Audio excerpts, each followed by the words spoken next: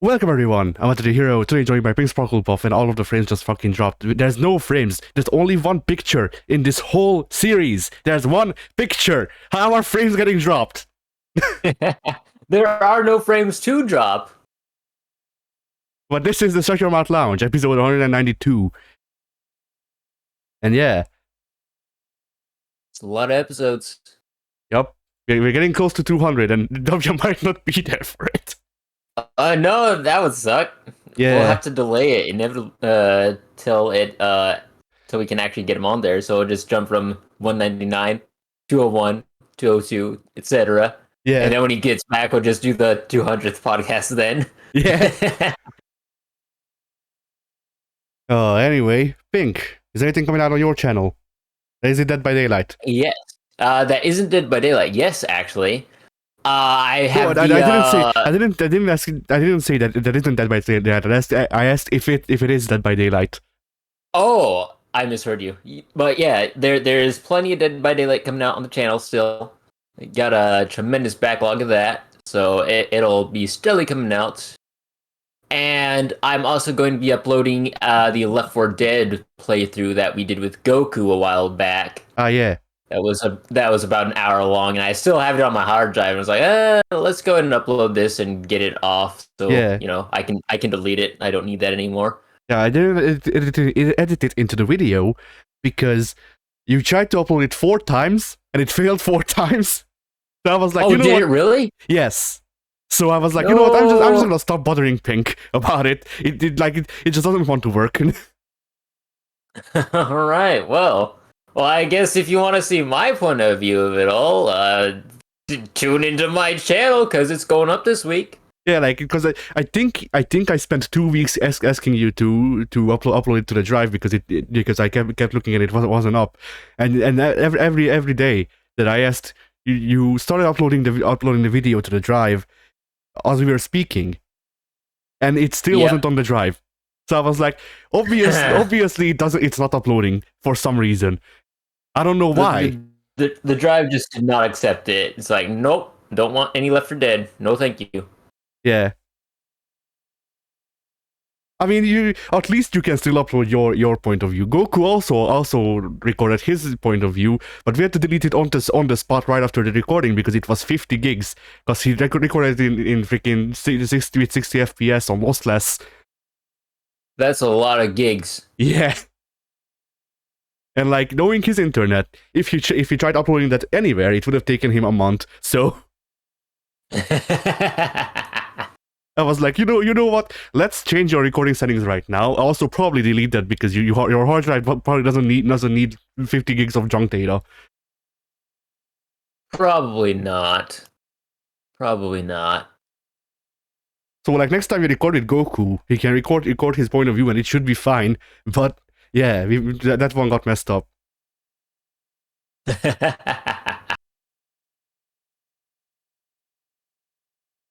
So yeah, what's coming out on your? Oh yeah. Dead by Daylight, Left 4 Dead. I got Left 4 Dead, Dead by Daylight. I believe that will be all that actually comes out on the channel this week, because I've not gotten around to recording anything else. So that will be it for me. All right. As for me, nothing. As usual. Exciting. Hey Alex, what's coming out on your channel? Cool. Do you think you'll be able to upload anything without internet? No. Could be tricky. Yeah. Could be very, very tricky. I mean, he may be able to upload one 15-minute video if he wants to use all of his internet.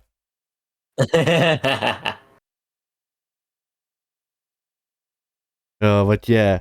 So Pink, what have you done this week? What have I done this week? Humankind released this week, and I've been playing a lot of that. Does it feature Yoshi's feet like Zoom promised? Not that I'm aware of, but I've not progressed through all the eras yet, so maybe sometime down the line, but as of yet, no. No Yoshi feet. It's one of the world wonders in the modern age. Yeah, go ahead. I should hope so. Oh wait, no, because that was a weird Yoshi picture, right? Yeah, it was. It was a picture of one Yoshi. I'm getting the joke now. Yeah. It took me a while, Yoshi feet. I know that's something, I just don't remember what it is. And then I remember what it was, and I'm sad. Yeah. Because like for the viewers, because that picture got deleted immediately as it was posted. Well, okay, not immediately. We got freaking offended by it, and then it got deleted pretty much. But if you go back, you can watch our reaction to it live because it was during the recording of Soul Calibur 6. That video is titled Yoshi's Feet, therefore we must stop humankind. So yeah, but soon posted a picture. we've still not forgiven Soon for that. Yeah, He's I still in the haven't. doghouse. But so soon this was talking about humankind a lot, and so Right. Yosho came up, which is apparently according to W, is Yoshi's like someone's like sleep paralysis demon Yoshi dead or something like that, and he was trying to look for a picture of that because it sounded like horrible. And Soon also tried looking for it because he didn't have anything better to do, and he was in the call. And instead, he found Right. Yoshi foot fetish pictures, which he posted one. It was one Yoshi licking another's feet, and the feet were very very detailed. It was very uncomfortable. We were all slightly taken aback, and when I say slightly, I mean incredibly. Yeah. Uh. So yes, humankind. It it was it's kind of like Civ. It's by who's it by? Amplitude Studios. So this game has been in development, and I've been kind of sort of following it for a couple years now. And for a decent while there, people were hailing it as the quote unquote Civ killer. I didn't think it was ever going to be the Civ killer, and now that I've played it, I still don't think it is. They're two very different games, though they share similarities. So I can understand having that sort of train of thought, but I think they're too vastly different to be able to say, oh yeah, Humankind is just going to be a great game. It's going to completely blow Civilization out of the water. They're going to really have to try harder with Civilization 7. I don't think there's any real competition here, honestly. Humankind is very much its own thing. It's got a lot of unique things going for it. There are definite similarities, obviously, but outside of that, it is really its own standalone thing. So I think anyone who's coming in as a Civilization fan like myself, they're going to play this game and they're going to be content with it. They're not going to be like, yeah, this will totally replace it for me. Oh, they might. They might. It's hard to say. But for me personally, I play this game, and I had actually said this in a thread. I don't remember which one, but to me, humankind feels like if Civilizations 4 and 3 had a baby, but didn't bother to birth it until the current year.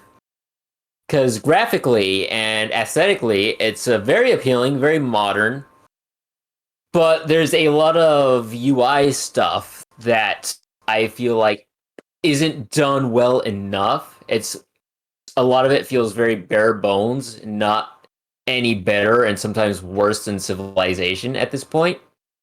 And granted, it's a UI, so there's not a lot you can do. It's all very minimal stuff. But a lot of the icons they use are kind of bland and don't convey a lot of information. Yeah, A I was about lot to say of like yeah, you say it's just UI, but like just think about Persona 5's UI. You've seen Persona 5's UI in action, this is and true. like that's my golden standard for now because I don't like there's different ways to go with UI. There's the minimalistic approach, which games like Civilization would go for. There's the ultra stylistic thing that Persona has going. There's mixes in the middle. But like to me, Persona 5's UI is really good because it's very memorable, and it conveys the right Right. amount of information, conveys them in an understandable manner, and it also like it sets the scene for the game. It summarizes the game very well. Yes, absolutely. and like icons and stuff like that, even very minimal stuff contributes a lot to it. Like there's a guy I watch who's like a proper composer. Like I think the genre that he's a composer for is called contemporary classical. You know, the oxymoron. Yeah. But that guy's a software designer as well as a composer professionally. And Oh. usually he does like these short video essays, not short, but these video essays on like composing software and talking about how they don't work pretty much. And Yeah. a lot of times, even those professionally made softwares have design issues, and especially the ones that are open source. Like there's an open source like temperature writing software that he reviewed, I guess, and none of the icons matched each other, which doesn't really bother. Like, you know, it's not something that you would really think about, but if you just throw icons in all willy nilly just to have icons there, and they don't match at all, then it will bother people. Right. So yeah, humankind. Humankind, yes. Let's go over things that I really don't like first, because there's honestly a lot of things that I don't like, which is unfortunate. I had a lot of high hopes for this game, but it's kind of just all right in my book. So first of all, map design. And I will be comparing it to Civilization going forward because those are the two most similar things you can compare it to. So in Civilization, you've got a flat map with what are they called? What's the word I'm looking for? Not Hexagons. resources, but yeah, that is the type of tile they use, hexagons. I'm trying to figure out what I'm like. Features. That's what I'm looking for. Flat map with features placed upon the map. So you've got tiles with trees, tiles with hills. Some are mountain tiles that are not traversable unless you're playing Carthage, etc. In humankind, you've got like a stairway system. Oh, that doesn't make a lot of sense, but let me try to explain it. So you've got your flat land, Yeah, then you've got a cliff that leads to tier 2, then you've got another cliff that leads to tier 3. So but how does it lead to different tiers? it's like cliffs. You just climbing up cliffs. Ah, So and it's visually it's I don't like it, and gameplay wise I don't like it. I like nothing about the cliff system. so is it not even like is it not even like Crusader Kings with it? Or I actually don't remember if Crusader Kings has all like map like the one I'm thinking of, but like I'm thinking about how some strategy games have maps that are pretty much largely flat, but have topography, like actual properly modeled topography. Uh I don't know. I've not played Crusader Kings, and I don't have any. I've never played any game that kind of has a map like Humankind does. So I don't know if I could say, but I think topography might be close.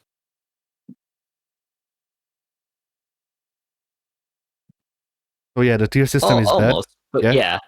But the cliff system, I don't like it because it's just not appealing to me, and it causes way too much confusion. And the Earth is not shaped the way this map is laid out.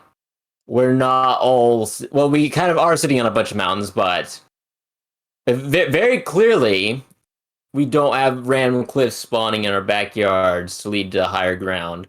well, it depends. It, Do it you does depend. do you live in like the freaking the back country of China? Because I'm pretty sure that Right. there is a lot of cliffs protruding from people's backyards in backcountry China, This is true.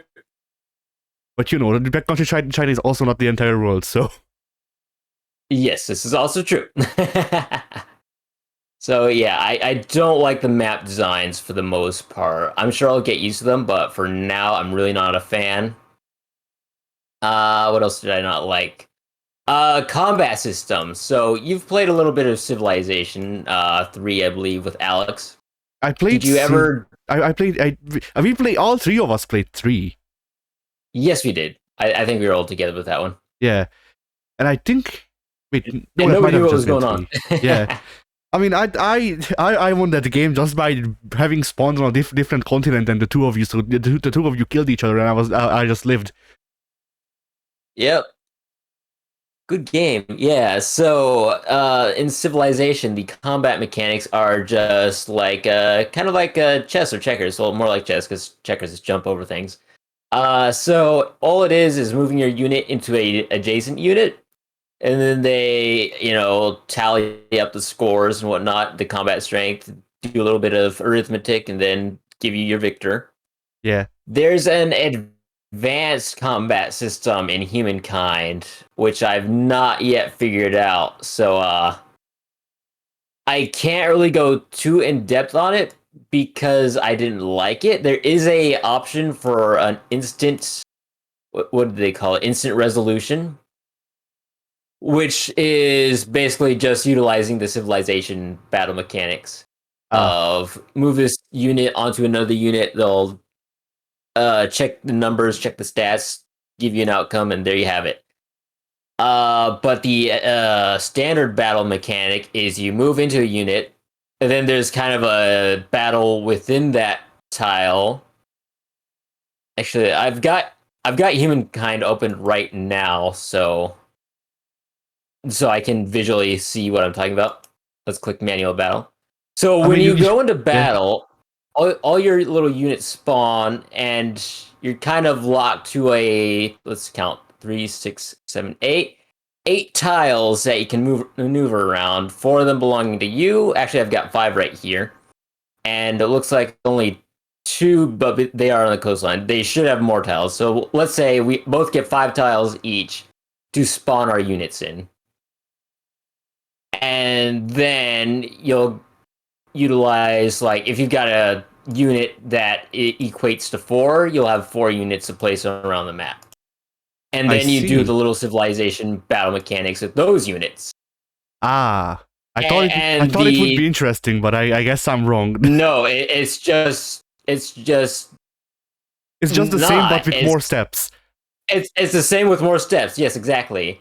And there is a mechanic though where because of the map layout that I was talking about with all the cliffs and whatnot, you always want to be attacking from the higher ground because Obi-Wan. Yeah, But outside of that, it's really got nothing else going on. The manual battles are completely uninteresting. They're very boring. They're a pain to operate, and I didn't like them whatsoever. I've used auto resolve on everything I've ever done like the thing. because Yeah, go ahead. it just isn't fun. Yeah, I can see that because like I don't like the civilization battle mechanic because to me it's too off the hand or whatever. Like I don't have control over it basically.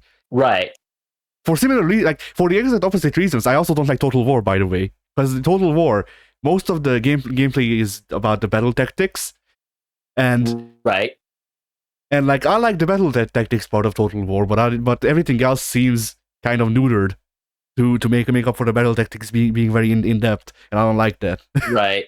Yeah, So, but like they could have done it a lot more interesting ways because they could have just tried to make their own more shallow Total War type of battle system with actual strategy in it, or they could have just like right, I don't know how it would work with a grand strategy game with multiple units and shit like that, but I really wish that people would just like adapt the Mega Man Battle Network battle mechanic, which the tile system that you talked about reminded me of. Because like if you really must use a tile system, or if you really need or like feel like you need to, or you really want to use a tile system for the battle mechanic, then I feel like that was interesting just because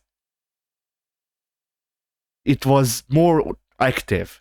Like it wasn't it because I don't think you've ever played Mega Man Battle Network, but I've not. all right. So the battle mechanic works in a way where you only have one character who is Mega Man, but before the battle, you get to choose a chipset, which is basically just cards, more or less.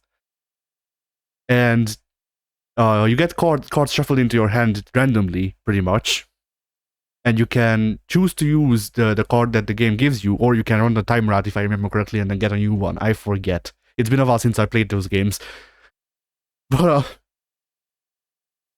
you can choose which chips to take, and then if you take ones that are compatible, then they make a third new chip that has like a better stats or stuff like that for that one round. Now, the interesting part of it is that during all of this, you can move around the tiles that are your color. So you're strategizing the attack patterns and whatever, while also having to dodge the other enemies' attacks. And like I don't know how that would work with a grand strategy game, because I mean obviously you need to control like multiple units. Although I guess it could work with like a proper turn system instead of the active battle system that Mega Man has. Right. I don't know if I'm even explaining that battle mechanic properly to you, because like I just remember how it was, and I don't like I just remember most of how it was. But some of the things that I don't, I think I've got what are you're very saying. important. It's not too confusing. All right. But yeah, like that was a fun way to have like, you know, battles, RPG battles, because it wasn't just straight up actual RPG stuff, but it also wasn't just, you know, here's a beat 'em up. It was a nice mix of the two. Yeah. Continue with Humankind, I guess. Yeah, so let's continue with Humankind. So yeah, All right. not a fan of the combat system they not added. Not a fan of the concept in general with the well, the concept is nice. I think it could be executed better, but their battle mechanics, no. 2 thumbs down from me, would not play again. Doing everything in my power to not play it again. Let's see. Anything else that I really disliked? Not really anything else comes immediately to mind. Let's continue on with the comparisons to Civilization, though, in what's better and worse between the two. What I like a lot about Humankind is it's not just picking your one culture. And, you know, if you like, say, pick America, you're kind of playing a very vanilla game throughout the entire thing until your active abilities or units or buildings come online in the very later game. Like, for example, in Civilization 5, your unique unit would be the Minutemen, which don't come online until maybe Industrial Era. So, up until the Industrial Era, you're just playing generic Civ number 3 or 4 or 5 and waiting for your units to come online so you can kind of feel special. Which is why, in my opinion, a lot of the more fun civs to play are the ones that get very early bonuses to their unique infrastructure or units, like Aztec, Maya, Sumeria. Anything that can kind of show you what they're doing straight off the bat and kind of give you a little idea of, okay, I'm playing a civilization that straight from the get-go can do really good in science. So let's see if we can't snowball that into the rest of the eras where, you know, once our cultures kind of fade out, we've still got a good game going and we don't have to rely on any unique new units because we should be advanced enough or well off enough to parlay into any other type of victory type that we're wanting and still be able to defend against anyone else who might come online later. So with Humankind, it's actually, all right, start your game. You're in the Neolithic era. Go scavenge for food. Go kill some wild mammoths. Go kill some elk or whatnot. And then adopt a culture. And that will be your culture throughout the classical era. Well, ancient era, rather.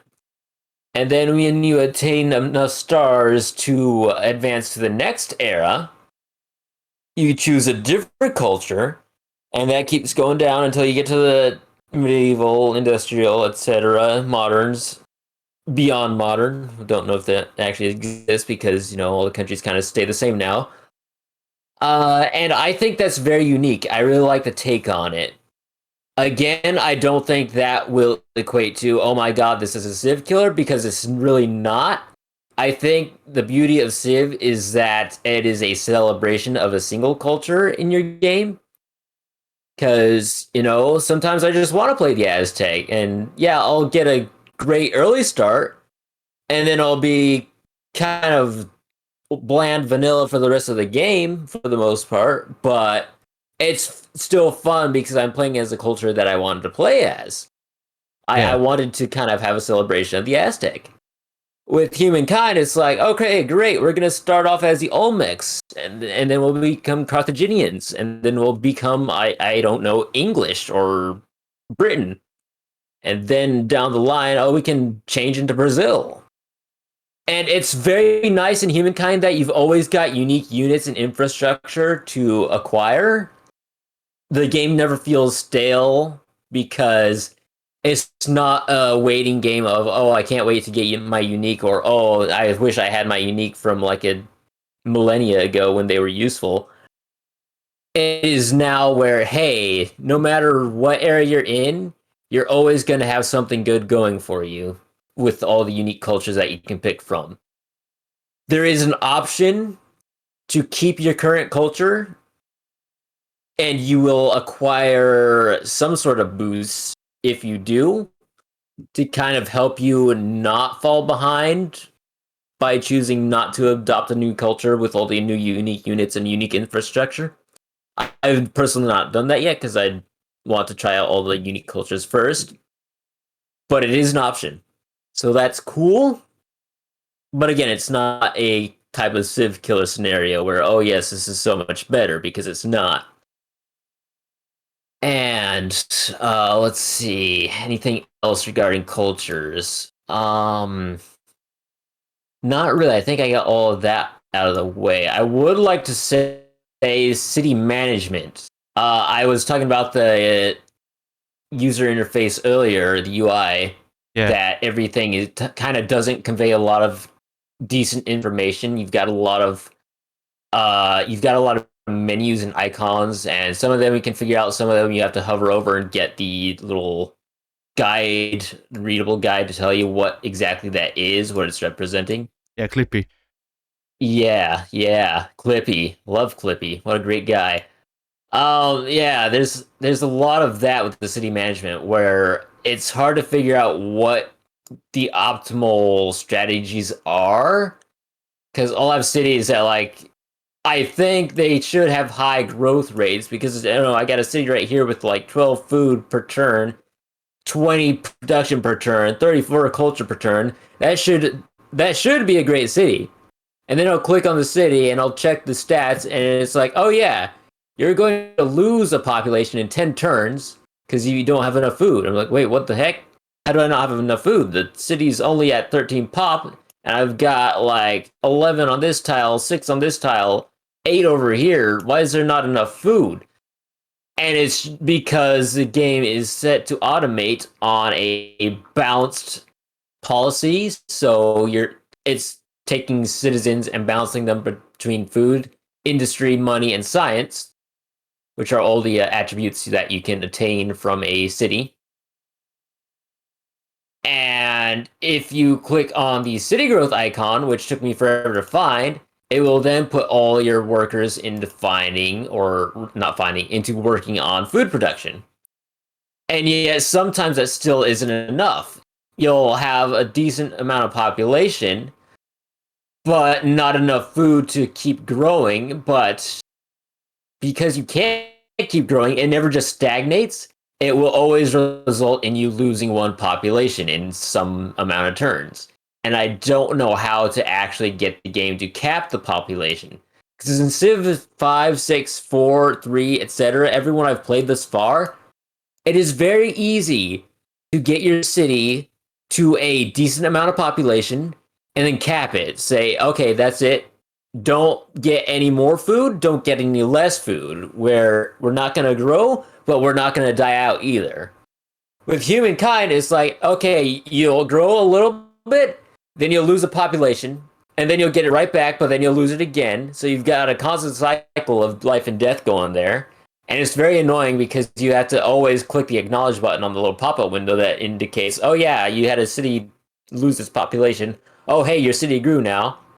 It's like, okay, this is great. Can I disable those notifications? I don't mind that people are living and dying or anything, but I don't want this stupid little pop up to pop up every other turn because of something that I can't really control. So that's incredibly frustrating. Production doesn't seem bad at all in this game. In some civs, you have to get just a monstrous amount of population in order to get any decent production because a lot of the tiles around you will be kind of garbage. The production requirements in humankind, though, seem quite lax.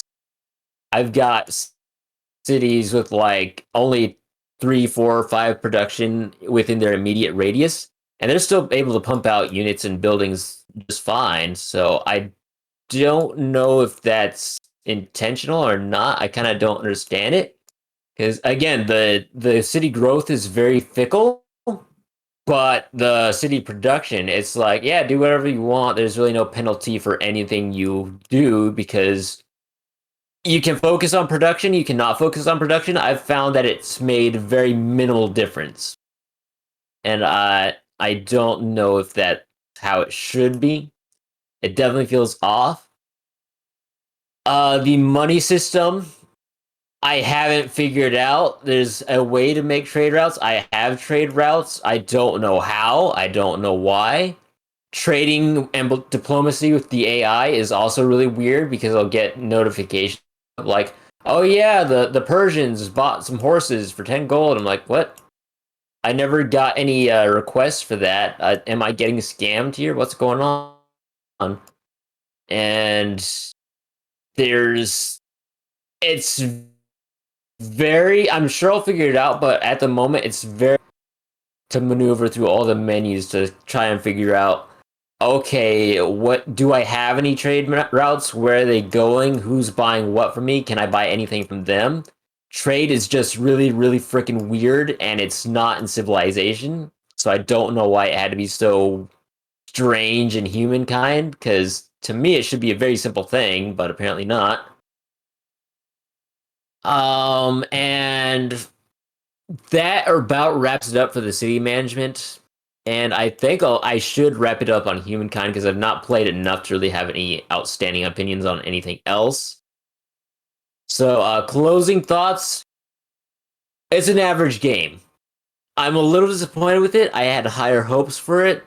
I don't think it's better than Civ 6, especially with all the post launch DLC.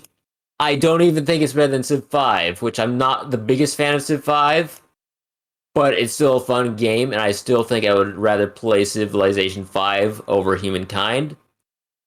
And on its own, though, Humankind is a decent game. I like how it makes everything feel relevant throughout the entirety of the game instead of like just one era, as I mentioned before. Yeah. And oh, here's something that I really want to mention real quick as well. There's an event system. So, um, I don't have to go too in depth with this because you did play Civ 3 with me and Alex, so you know what Civ plays like. It's moving your units, building your cities, and you take a lot of turns. Humankind actually makes it feel a lot more interesting and engaging because like every other turn, you have a little event pop up, or at least it seems like every other turn because they happen quite frequently. And so there's kind of a little text pop up that will give you a little backstory on what the current situation is. And then you'll be given 3 options to choose from that have various effects. So like let's say that there's a pop up that says, "Oh, the elders in the Neolithic era." Anyway, we'll be saying we're in the Neolithic era or ancient era. I don't care. The elders, they've harvested all this grain, but they think that they can plant it and make a bigger harvest next year, or we can just grind it up into flour now and take the bounty for this year instead. So you'll have like 2 options: A, ground up the wheat, or B, plant the wheat, and both of them will have separate outcomes. And there are some events that can just keep going after the initial options, you'll have like one where miners are afraid to go into this cave because they swear there's a bear in there. And then you have your options of okay, don't go in the cave. Okay, we'll search the cave, or okay, we're not going to search the cave, but we're going to force you to work in the cave anyway, regardless of the fact that you're scared of it. Which would lead into then, okay, you've chosen to search a cave and you've now found cave drawings inside of it, and that'll lead to something else for you to discover, and it'll keep going like that. And I think it's a really good system, but at the same time, it's very similar to a event type pop up from Civilization 4, which is why I mentioned that one specifically earlier. And in Civ 5, there's actually a mod that gives you an event system almost exactly like this. Yeah, this event system just reminds me of Crusader Kings, because that's pretty much exactly how it works in there. Yes, that's a lot like what it is. I've not played a lot of Crusader Kings because it's very confusing as well, and I didn't really like it. But yeah, the event system is a lot like Crusader Kings. And it's nice that it's implemented as it is, and you don't need mods to do it like in Civ 5. But the fact of the matter is, I can just go play Civ 5 and get a very similar situation between the games. And so between the two of them, which one am I going to play? Probably 5. Humankind is brand new and shiny, and I like it enough. I just don't think I like it as much as any other Civ I've played. And that is all I have to say on this. I was glad that they introduced a event system to kind of keep your interest in the game as you're going, so you're not just mindlessly clicking next turn, next turn, next turn. But overall, Humankind, it's just a game. It's a good game. It's an average game. Would I recommend it to all my friends? On a discount, sure. Would I recommend you go out and buy it right now for $60? Absolutely not. It's got a lot of work it needs. It needs a lot of TLC. I think it's got a lot of potential. 10 years from now, I'll be very excited for Humankind 2. Not going to stop playing Civilization because Humankind is out. I will probably be playing Civilization more that Humankind is out. The end. All right. Did you play anything else? Yeah. Anything else? If I did anything else, I've forgotten it. All right. So I actually forgot to say what's coming out on the channel this week. So I guess I'll do it now. On Monday. Oh, that's right, you did. I had mentioned not Dead by, but Left 4 Dead, and I guess that threw because I knew we did Left 4 Dead for the channel, so that makes sense. So on Monday, the 14th part of Shrek. Yes, the 14th part of fucking Shrek. We are pulling out the whole movie in separate parts, like it's 2008 again. No. The 14th part of Strider, called Shrek Mayo, which is why I was confused about Shrek for a second, I guess. Yeah. The 14th part of Strider, and then on Friday, it's episode 15 of Ratchet & Clank. And that's it. That's this week. I like it. Fucking the 14th part of Shrek. I'm sure DreamWorks wished there were 14 parts of Shrek because that would mean a lot more money for them. Oh, yeah. Anyway. So, yeah. As for what I've done, I guess. What did I do? Well, for one, I went back and played through Origami again. Do you know what Origami is?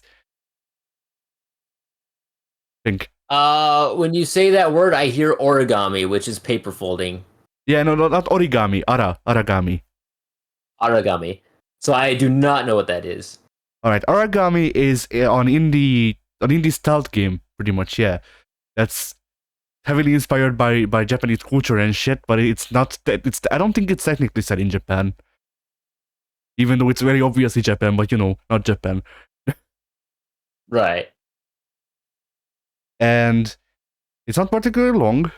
It is like, okay, I can't say if it's a good stealth game or not because I don't really play pure stealth games. Like, I played Assassin's Creed, but Assassin's Creed is not a pure stealth game. I played Hitman. I don't like Hitman, so you know. But I've never actually played a Hitman to my knowledge, but I freaking love the premise. I feel like their scoring system. I really dislike the scoring system that Hitman has. Like, it makes sense in Well, the universe. scoring system is dumb. Everything about it is dumb, but I like the idea of the kind of free roam, kill somebody however you want to kill them. Yeah, that Seems, part like, seems like a good time to me. That part I can get behind. The scoring system is what ruins the Hitman games for me. But then I've only played the new ones and Absolution. Yeah. And Absolution is considered one of the worst ones. So, you know. Right. But yeah, like the scoring system is actually the thing that really makes the difference here for me, because Hitman is probably overall better built and more robust and shit like that. But Origami's scoring system lends itself to my playstyle better. Which is to say that Origami, like how Origami scores stuff, is you don't lose points for killing people, but you lose your bonus for not killing anyone. Then you have a choice, because the game doesn't like half measures. So you either go through the whole level without killing anyone, or you murder everyone on the level. Pretty much. Like, if you want bonus points, I mean. I see.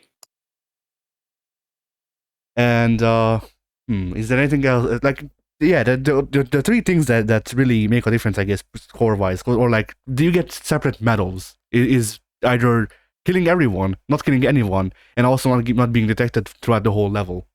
Which the third one is the easiest for me, because I'm not adept at hiding, I guess, in video games.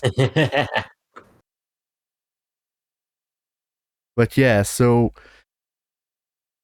I went through the game on the hardest difficulty because there's skins you can unlock for your character, and you unlock those skins for getting the medals at the end of the level, and also for beating the game on various difficulties, which, you know, really gives you an incentive to replay through the game, even though it's short. There's only 13 levels in the main game and also 4 additional ones in the DLC, and the normal games levels take around 15 minutes to half an hour, and the DLC levels take around 20 minutes to an hour. Oh man. Yeah. So technically a bit shorter, I guess. I don't know. It feels like a long time, because, you know, you spend most of that time just sitting in the shadows, looking at people walking by, and then you're wishing that they won't notice you. But so I played through the game on the hardest difficulty because I really wanted to have that skin, because I was like, well, whatever, I'll just get all of the skins I can. And that was a pain in the ass, let me tell you what, brother. Because the second to last level features an archer that has eagle vision and an aimbot at the same time. Oh. So on the hardest difficulty, if people look at you for, like, I don't know, more than a split second, then they immediately go into combat and just kill you because you die in one hit. The enemy with the eagle vision and the aimbot is kind of strong and very annoying. But at least you only have to deal with her once throughout the whole game, so I guess it's manageable. Now, the big thing about Origami that I wanted to point out is that Origami has crossplay with PC. So if the definitive edition goes on sale on PC, you could buy it and we could play it. This is true. But yeah, it's a fun game. I have some fun with it. It's what, like, yeah. Once again, like, going through the hardest difficulty was a bit annoying though, just because, like, they designed it well. Is the best way I can put it. Like, the enemies are just in the right spot to be annoying, which is how it should be, because that means that the place is well defended. So it makes sense. Right. And then what else did I play?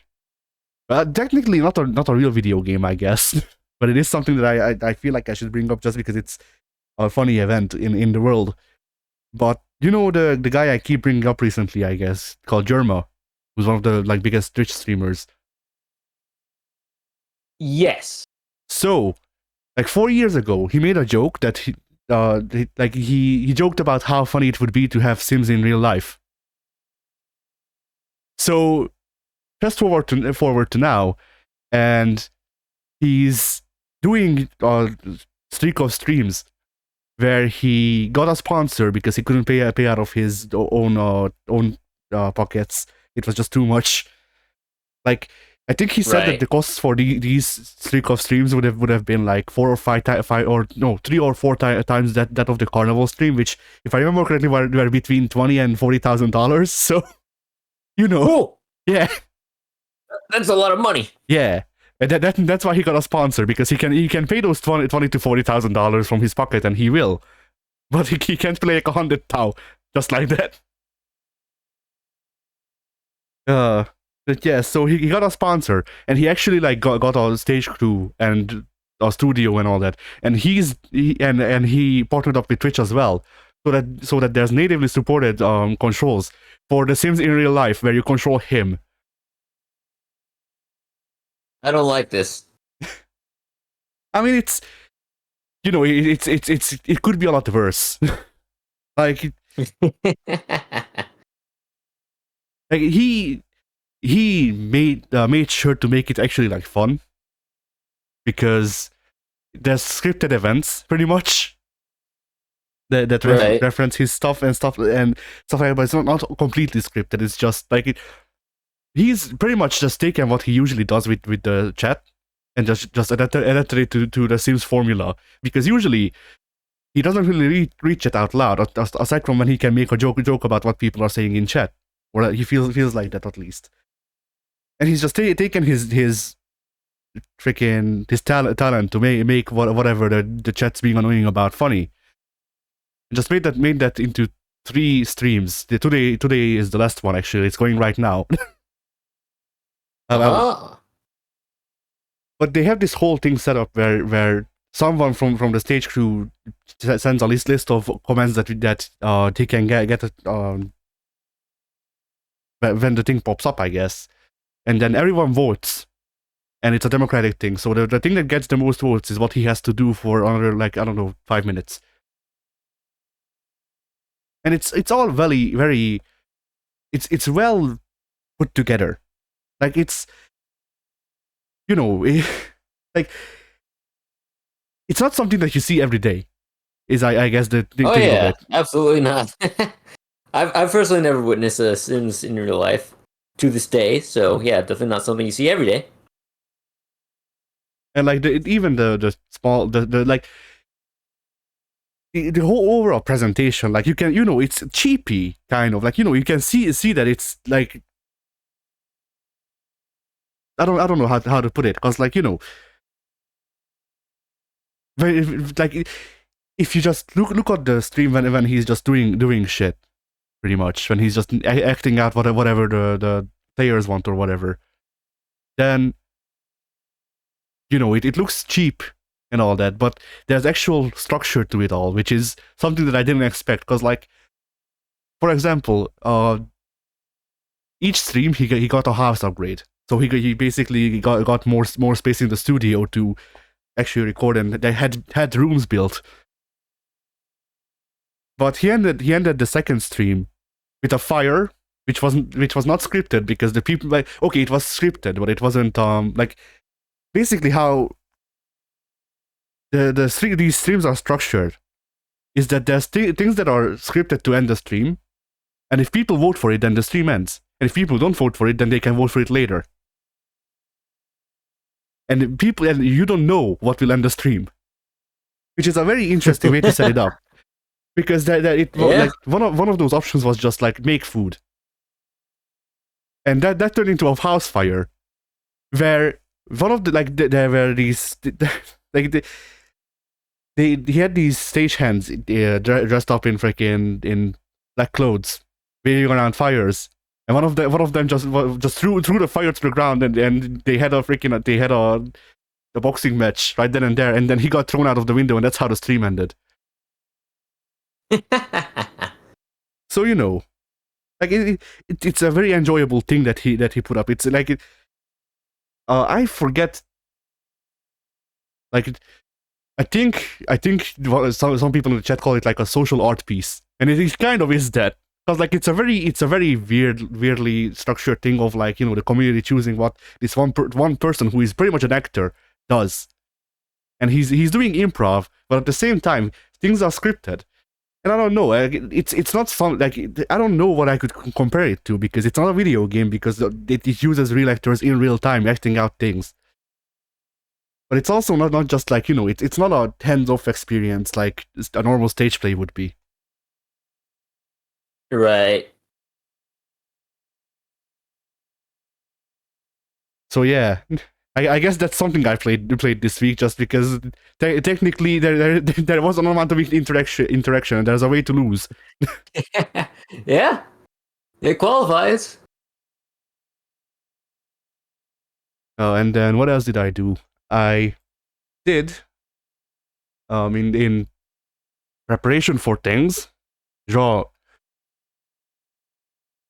a new avatar, which won't be used for another couple months if I won't draw a new one, an Ah. even newer one. I don't know. I guess I'll put it into Revolving logos. door of avatars. Yeah. Critique this because I don't know what's wrong with it, but like that's a thing. Like even with some of these drawings, the things like fuck no, whatever. We'll come back to that if it's necessary. Right. But yeah, what do you think of that? Just as a drawing, I guess. I like it. I think the head is a little bit too square, though. Like the back of the head there. Yeah. It's almost a straight line up, so I think it should be a bit more rounded down into his little, what would you call the things on the side? Whisker type things, but not whiskers? Yeah, I mean, I don't know, because it's supposed to be the thing like most animals actually do have those like little puffs of hair on the side of their Yeah. head, which Yeah. that's what it's supposed to be. I don't know if there's a technical term for that, so that's why I struggle to figure out. It's the little side part of the dog's face, you know? Yeah, but yeah, I don't know what. I don't know why I can draw like actual like circular heads. That's the thing I need to put more work into, I guess. Because it is an issue that I notice as well. Is the thing. But yeah, and then for an actual like avatar, because like if I'm like if I'm using my persona on screen in the reviews, I might as well change the fucking avatar for my main channel as well. So I made this as a thing for that, but I don't know if it's good. Like if it's readable enough and freaking like good looking. Because I had no like ideas. All right. I also made this because I need a monochrome version for the second channel. But I mean, this will change with the other one as well.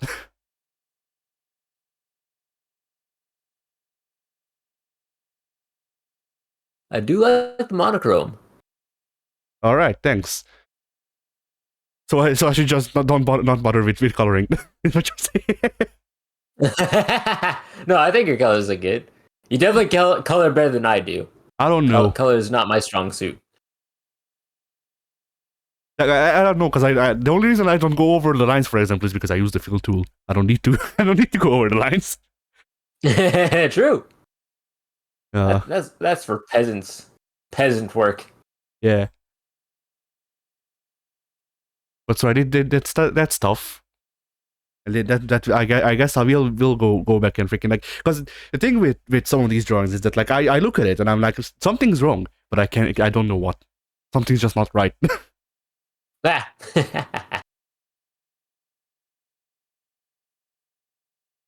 But yeah. And then another thing that I've done, I guess, is like most of my week went to working on sound engineering for my mother, because back in like June or something, she posted a video of herself singing. So my school where she works was like, hey, What if we have a party in September because the freaking hopefully the COVID will stop by then, and Yeah. freaking well, not September. Yeah, it's I don't think she remember when it will be. I think it's next week, Oh which is no. September, I think. I think we got 2 weeks till September. Yes, indeed, 2 weeks. All right. So yeah, in like a week, they were like, hey, we might have a party, and we want you to sing at the party. So now, and because she's like, she has a lot of the same issues I do. Is the best way I can put it. So she can't say no for some reason. Right. I don't like for me if I don't want to do something bad enough, then I will just say no. Like I'm better off in that, I guess. But yeah. So I've spent the week just doing the audio engineering stuff, working on freaking music with her, so that she can perform it properly. Which, yeah. Oh yeah. So what is your audio engineering experience, Pink? None. All right, let me tell you, it sucks. It's not I fun. believe it.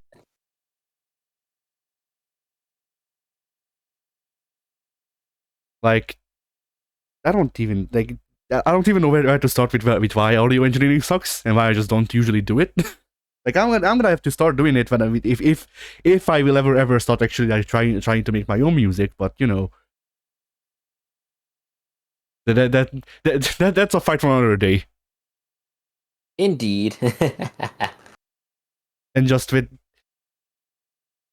like so many things can go wrong with audio engineering stuff, and there's also like so much up to like personal uh biases, I guess. Cause like my mom really likes bass.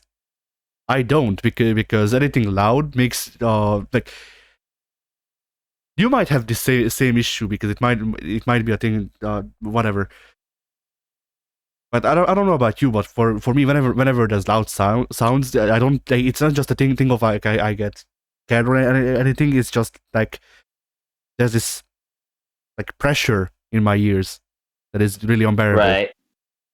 Right. Yeah, I'm more or less the same. I've never been fond of loud sounds. Not fond of those.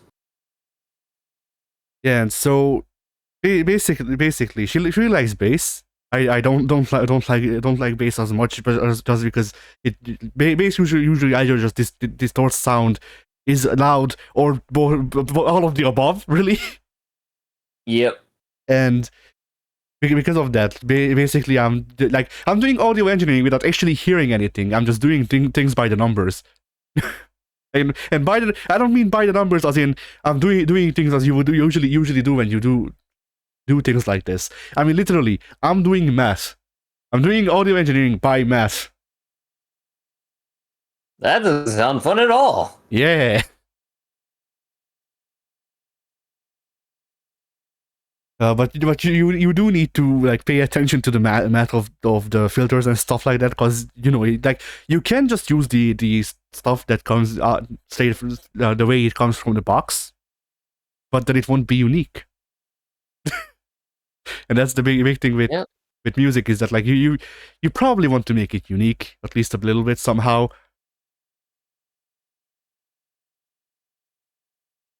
So yeah, I think that's all I've done. The audio engineering stuff took up most of my week. So yeah, I think we can call it a podcast then. All right. That is a podcast then. All I right, like it. Pink. Yes.